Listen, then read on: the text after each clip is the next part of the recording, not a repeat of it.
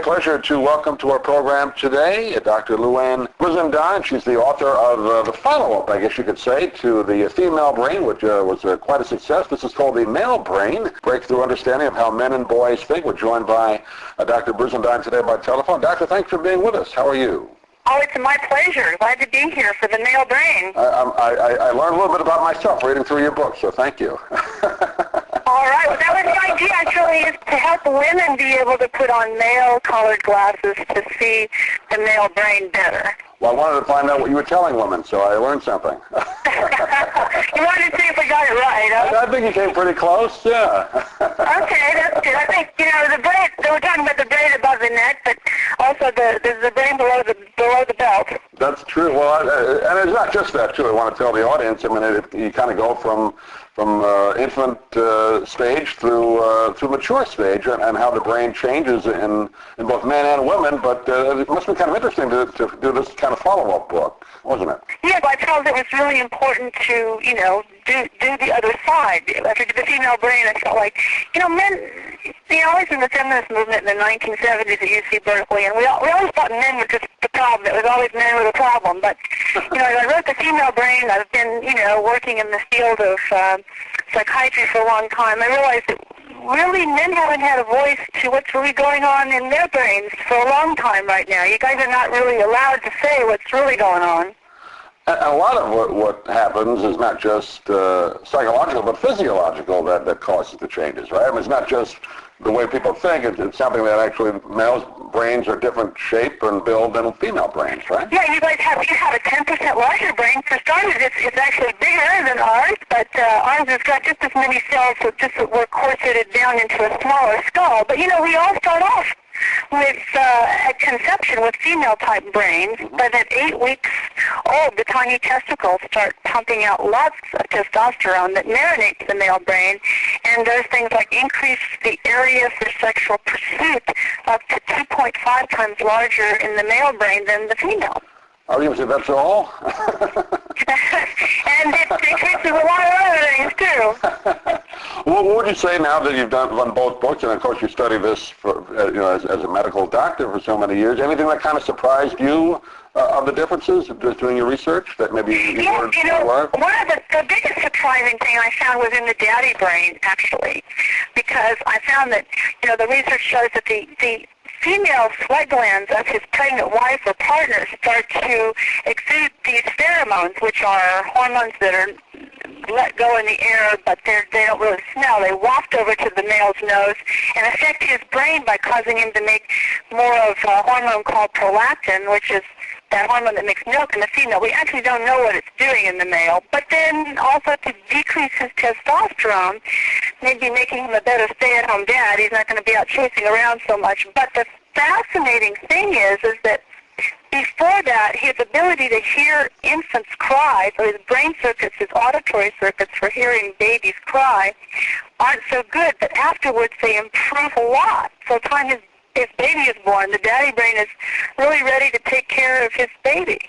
Yeah, I thought that was interesting, reading through that. Actually, it's not just the responsibility of it, but there's something actually physiologically going on that causes that to happen. I thought that was absolutely. I thought that was fascinating. That was something I learned when I did my research that was new. And, of course, I reviewed about 1,000 different studies for this book and put them together. But that one was one that I thought was really interesting.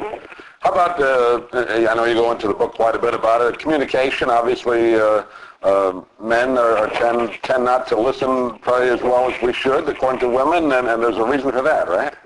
Well, it's fascinating. There's this area in the male brain called the TPJ, and he handles emotions a little different than the female through his other circuits. The male brain does not like to wallow in emotions. When his wife or the girlfriend comes to him all upset about something that had happened at work, and she's complaining to him, his brain immediately goes into what's called sort of fix-it-fast mode, and he says, well, honey, you know what you should do. But all she really wants to hear is, honey, I know how you feel. Right. And his brain is trying to fix it fast. That's what the cover of the book is about. It's the male brain is made out of duct tape on the cover of the book, which basically is making the point that the male, but he's trying to fix it because he wants to make you happy. And he wants to fix your problem and get things back on track. He doesn't want you to feel bad. So actually he's trying to help you. My husband's the same way. He moves right into fix it fast mode. So I actually put a little yellow sticky on his computer that says, "Honey, I know how you feel." And he's supposed to read that before he turns to me and says, you know what you should do.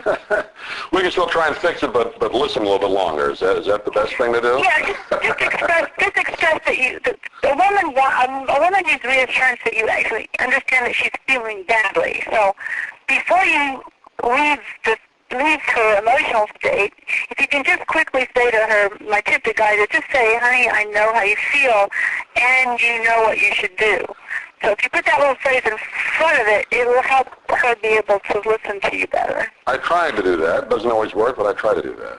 Yeah, try it a few times. It may go down better next time. How about when it comes to competition? I know you talk about that in the book. Traditionally, men are thought of as being much more competitive, although I would tend to disagree in some areas. Women I've seen are very competitive. I guess it's different avenues, right?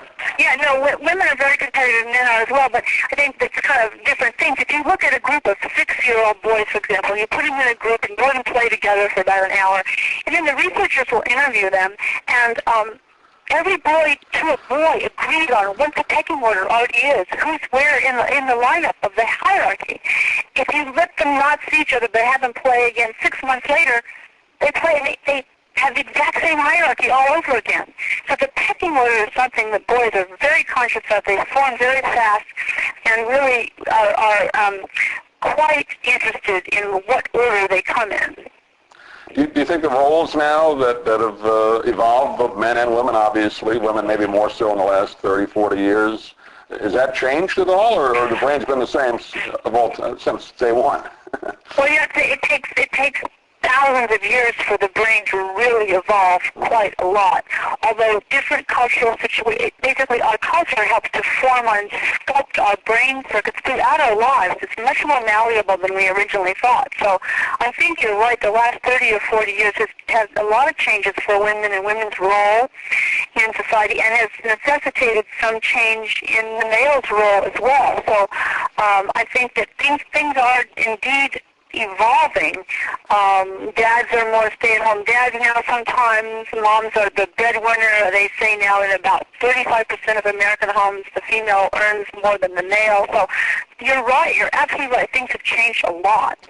Well, it's a fascinating book. It's called The Male Brain. We've been talking with Dr. Louann Brizendine. Doctor, do you have a website you want to direct people to get more information about it? Yes, sir. They can go to LouannBrizendine.com. They can also go to my Facebook page where we're having a discussion right now about this, which is Dr. Louann Brizendine. Or you can also follow me on Twitter at Dr. Louann. Great. Doctor, appreciate you taking a few minutes. I know it's been a busy day for you, but enjoy talking to you, and hopefully we'll do it again. Thanks for being with us. Thank you very much. Appreciate it.